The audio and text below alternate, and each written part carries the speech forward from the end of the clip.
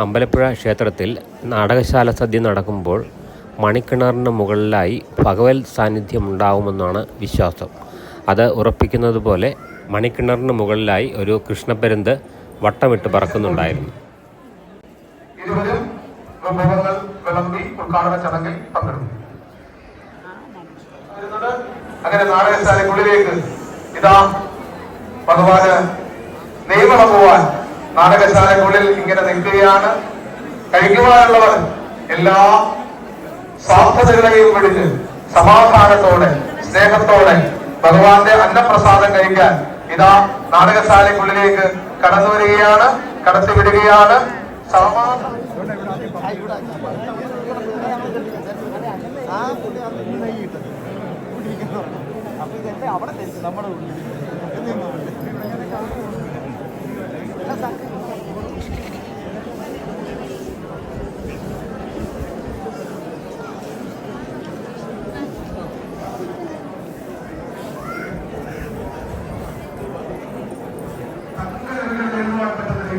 എന്ത് സമാധാനം